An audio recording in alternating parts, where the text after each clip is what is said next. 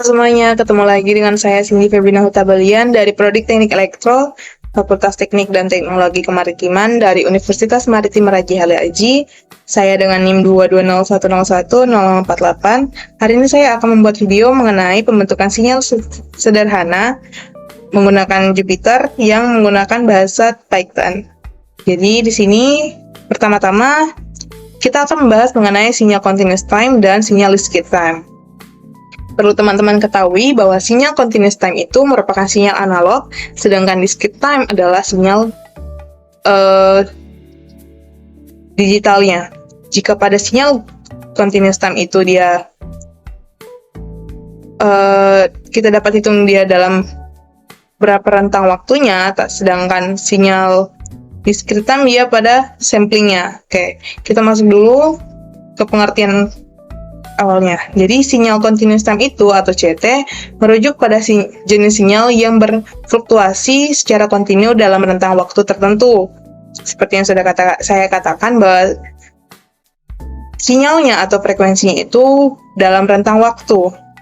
Nah, sinyal CT direpresentasikan sebagai fungsi yang matematis dari waktu kontinu yang berarti nilainya dapat berubah pada setiap nilai waktu di rentang yang kontinu. Jadi nilainya akan berada pada rentang waktu.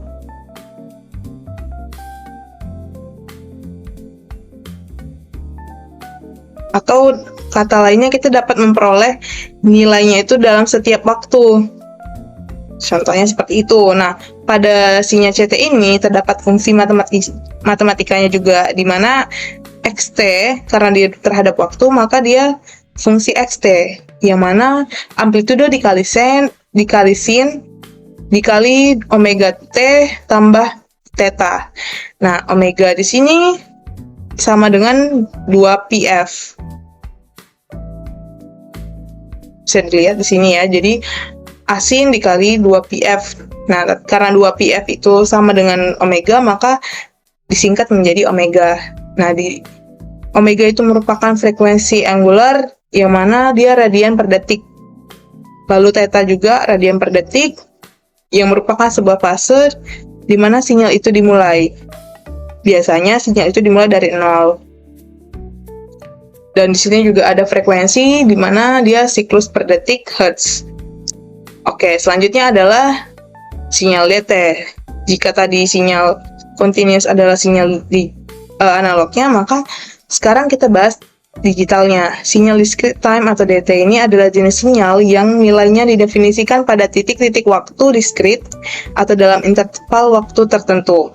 Yang berarti bahwa sinyal ini hanya memiliki nilai pada waktu-waktu tertentu, bukan secara kontinu di seluruh rentang waktu. Nah, kalau misalnya tadi continuous time itu dia terhadap waktu, kalau discrete time dia terhadap sampling atau CN. Nah, makanya di sini fungsinya adalah fungsi Xn, di mana A amplitudo dikali sin, lalu omega n ditambah theta, atau fungsi Xn sama dengan amplitudo dikali sin dikali 2πf dikali n ditambah theta, di mana omega di sini dia radian per sampling. Kalau tadi di sebelumnya radian per detik, maka sekarang radian per sampling.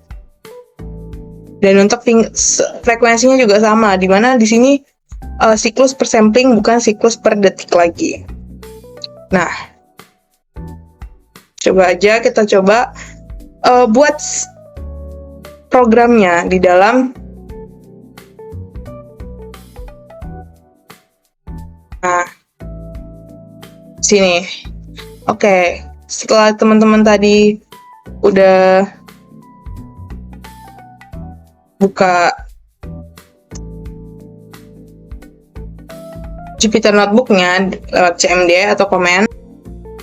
Oke teman-teman, setelah kita buka Jupyter Notebook kita, tahap selanjutnya adalah kita membuat program atau codingan yang akan kita tampilkan di Jupyter Notebook ini. Yang pertama itu kita akan mengimport sebuah nampi untuk penulisan nomor atau angka di dalam program kita. Lalu enter. Lalu kita juga pakai matplotlib ini supaya plot atau grafik kita dapat muncul di codingan kita atau di Jupyter Notebook-nya. Jadi matplotlib pyplot lalu asplt. Kita run. Nah, udah seperti ini. Tahap selanjutnya, jadi di sini kita buat dulu ya sinyal CT biar nggak lupa. Nah, di sini sinyal CT, enter. Di sini seperti yang sudah kita baca tadi, di mana XT itu sama dengan amplitudo dikali sin dikali W atau omega T lalu ditambah fase ditambah theta ya. Jadi di sini tahap pertama yang akan kita buat di sini adalah kita coba tentukan dulu nilai amplitudonya. Di sini saya mau amplitudonya adalah 5. Lalu kita tentukan lagi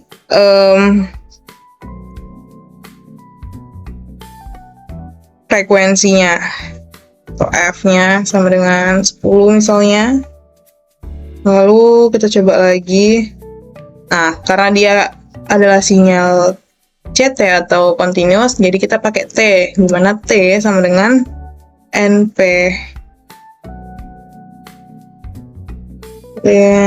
Space dari negatif 0,1 100.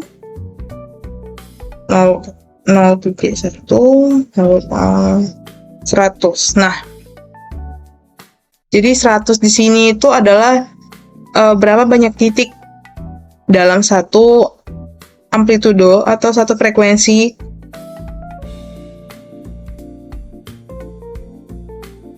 pada sinyal. Kalau di sini fasenya kita taruh 0. Nah, di sini kita misalnya CT sama dengan amplitudo dikali NP sin lalu dikali. Nah, tadi kan rumus lain dari omega sendiri adalah 2pi F, yang artinya kita bisa ganti. Jadi tadi 2 dikali pi biasa. Jangan lupa NP-nya. NP.pi lalu dikali F frekuensi lalu dikali T lalu ditambah fase. Dah, sudah seperti ini.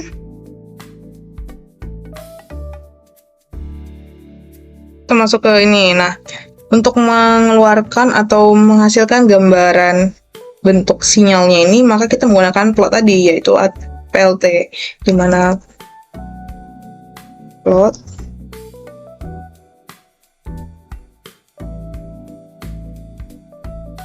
TCT PLT tolnya kita di sini mau bikin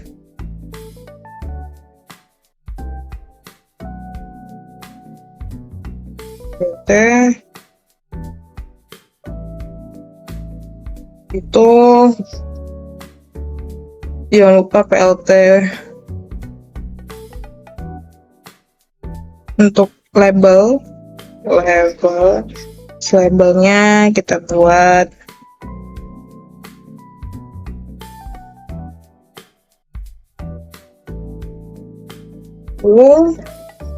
dalam kurung S karena dia per detik. Terus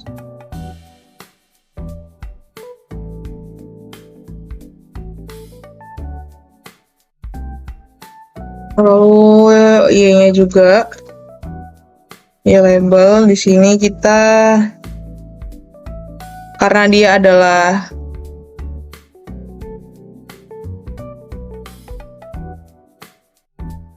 XT, maka kita coba buat di sini X dalam kurung X.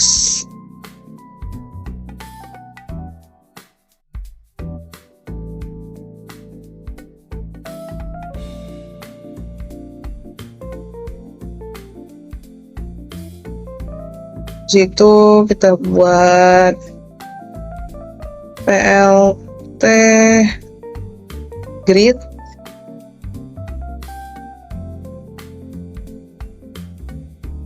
Itu PLT. Tuh. Nah, kita cek lagi. Sini coba kita run aja dulu ya.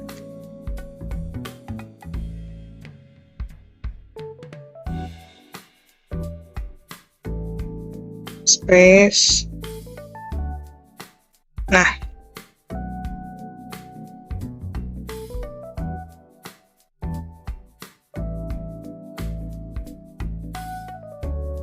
harusnya di sini waktu ini dia S second, sama aja sih sama T.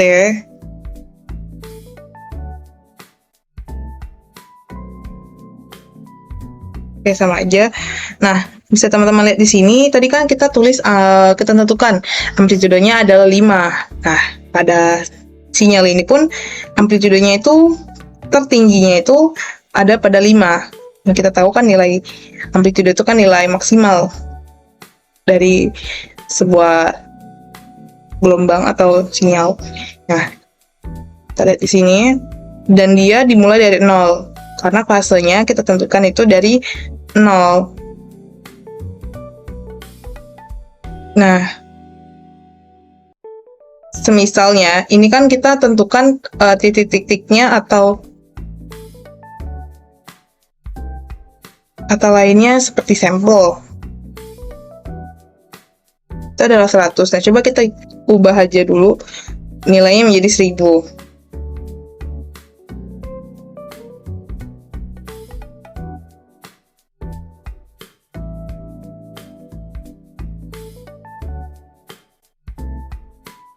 Ini ada dua gelombang, coba tadi di 100 sama. Nah, kalau untuk pada sinyal continuous ini, sinyalnya itu akan berbentuk seperti ini, mulus dia. Dalam artian dalam setiap gelombang ini nilainya itu bakalan sama, berada pada rentang yang sama. Jadi jarak antara rentang waktunya itu dia sama antara jarak per frekuensi ini.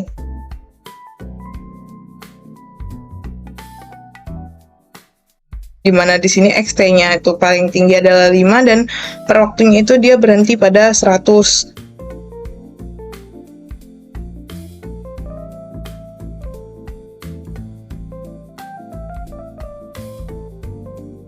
Oke, coba kita lanjut ke sinyal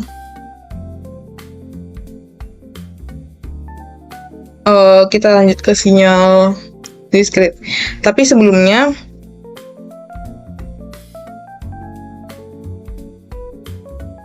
kita lanjut, kita coba dulu. Di sini kan tadi kita taruh amplitudenya adalah 5. Gimana kalau misalnya kita ganti jadi 10? Nah, amplitudenya itu paling tinggi itu berada pada nilai 10 karena kita letakkan dia di 10. Semisal frekuensinya kita ganti menjadi 50. Apa yang akan terjadi? Nah, seperti ini. Dia akan jadi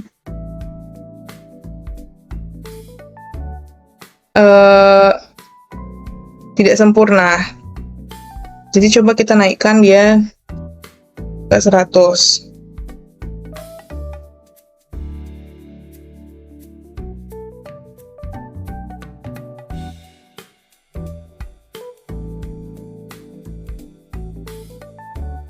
Coba kita naikkan jadi 1000. Nah, jadi yang dapat saya lihat di sini dia pada rentang 50 dan 100 dia itu sinyalnya akan cacat dalam artian seperti itu. Jadi nilainya itu memang harus antara 1000.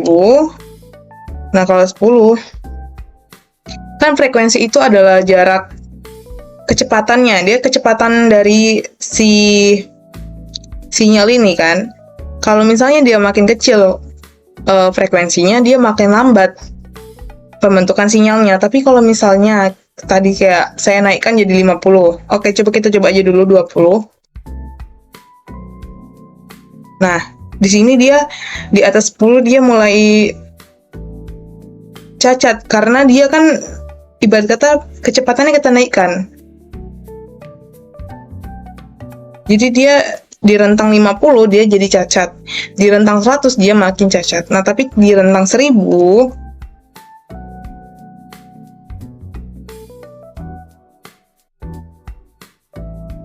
dia nggak cacat, tapi karena kita naikkan nilai frekuensinya berarti dia makin cepat membentukkan sinyalnya. Itu aja sih mungkin yang dapat kita lihat. Atau mungkin tadi kan 10 ya, kita coba di 5, tapi ininya 50. Oke, berarti memang di sinyal yang saya buat ini dia yang rentang nilainya itu tidak bisa di frekuensinya dia nggak bisa 50. Karena sinyalnya jadi cacat. Begitu juga dengan 100. Tapi kita coba dengan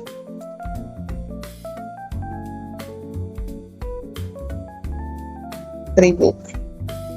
Nah, dia membentuk sebuah sinyal yang sempurna lah, dalam artian seperti itu. Jadi kita coba aja frekuensinya 10 tetap.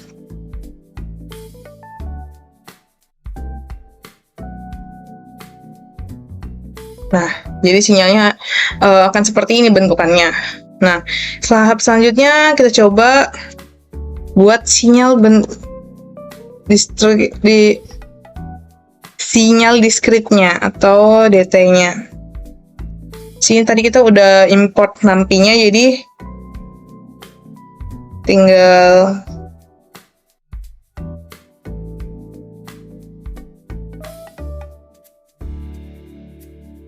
lanjutin aja. Dimana di sini amplitudenya sama tetap, sebenarnya gak perlu kita ganti, tinggal langsung bikin rumusnya aja. Tapi saya mau nyoba di sini.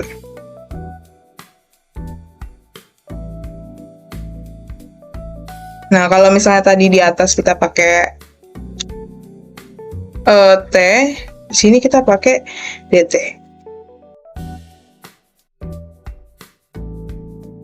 Dimana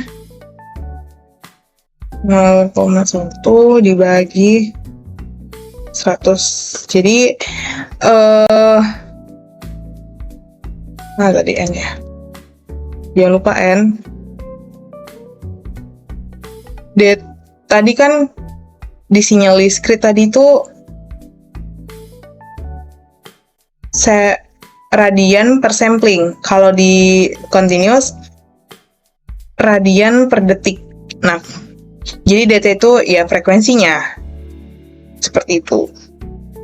Sini NP-nya NP range 100. Coba di sini 100.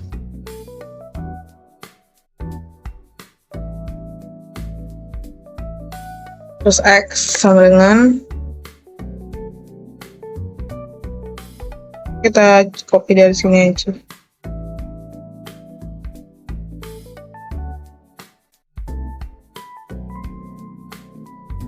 P A NP sin kali 2 NP. Jadi di sini kita jadikan N, sini fase diganti jadi DT.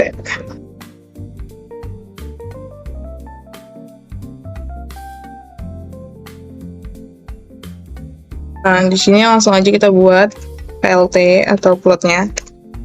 Di sini X label dulu. X label.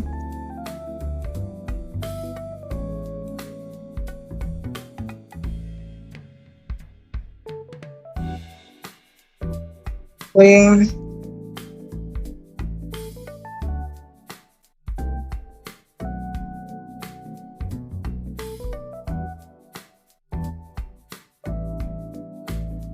Handling N lalu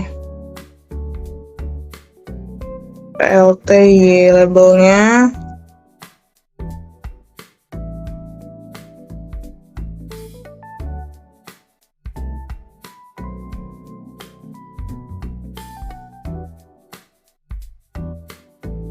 Habis itu di sini kita pakai PLT detail juga, yang lupa. Detail.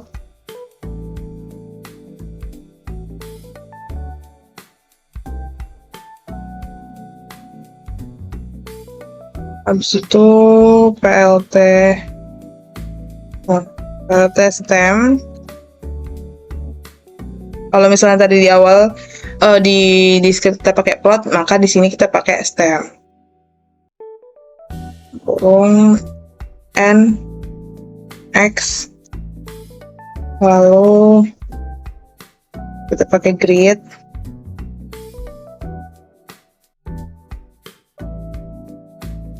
Dan yang terakhir kita pakai show. Nah, sudah dikali NP sin, lalu F. Ini F-nya kita ganti ke 50. Sini kita taruh kecepatannya di 50 untuk frekuensinya. CGP. Oke teman-teman, tadi setelah saya coba perbaiki lagi codingannya, di sini saya coba kasih seperti spasi supaya nilainya itu dia dapat terbaca di sini.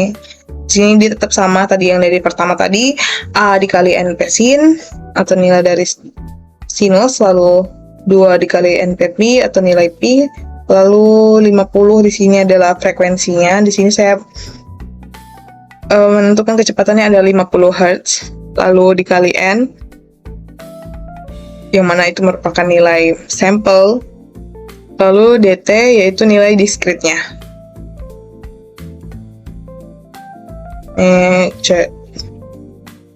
Saya coba run lagi ya.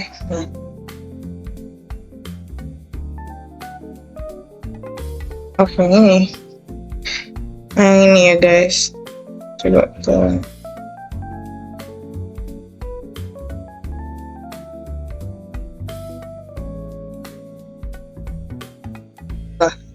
Jadi bentukan ini codingannya hampir sama, cuman bedanya di sini.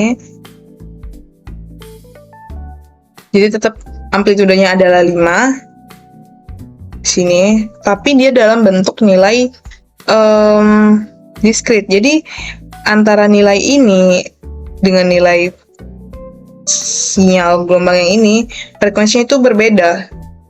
Nilainya itu berbeda di setiap N-nya. Makanya di antara continue dan discrete time itu dia paling sering dipakai itu adalah yang continue. Kenapa? Karena dia dapat ngambil nilainya untuk di setiap detik atau di waktu yang kita pengenin. Nah, kalau si discrete ini dia nilainya hanya pada waktu-waktu tertentu aja, dan itu nilainya pun tidak sama. Seperti itu. Jadi kalau discrete dia itu ciri khasnya adalah dia memiliki bulatan seperti ini. Makanya disebut dengan discrete time atau sinyal digital, frekuensi digital seperti itu. Yang ini sama aja.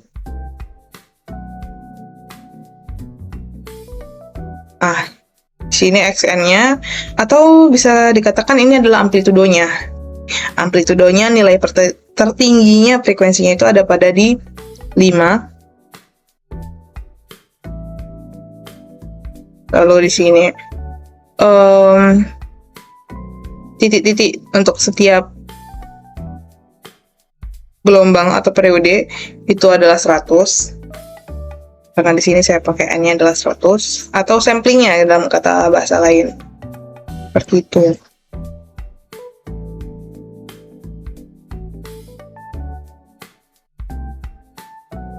Oke, jadi dari hasil penguji cobaan kita di aplikasi Jupyter yang menggunakan bahasa Python ini, dapat kita ambil sedikit kesimpulannya antara sinyal kontinu dan discrete ini. Jadi, sinyal kontinu itu didefinisikan secara berkelanjutan dalam rentang waktu, sedangkan sinyal discrete itu hanya memiliki nilai pada titik-titik tertentu. Yang kita lihat tadi, nih, dia ada titik atau bulatan-bulatan seperti ini, itu namanya titik. Jadi, nilai berbeda antara satu titik ke titik yang lainnya.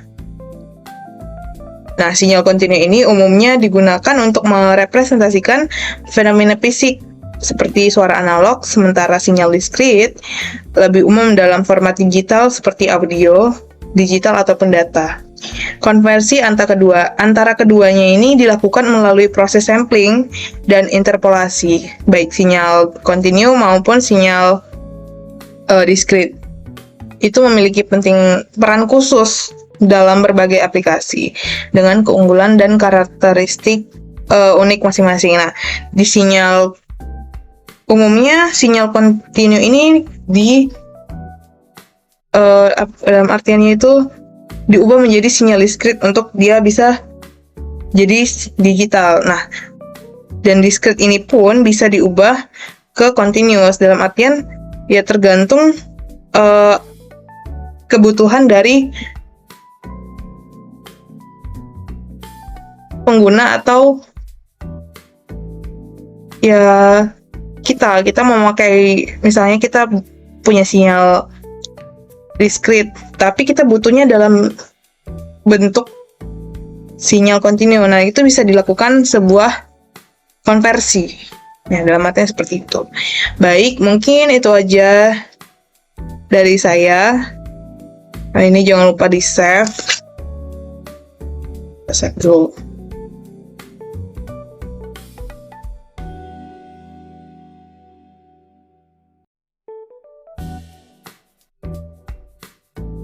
Oke, jadi mungkin itu aja dari saya.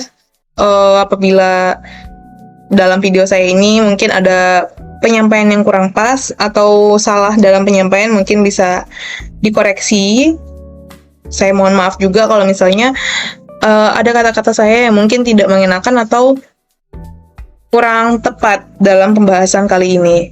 Sekian dari saya ucapkan selamat siang semuanya, salam sejahtera buat kita semua. Bye-bye, ketemu lagi di video selanjutnya.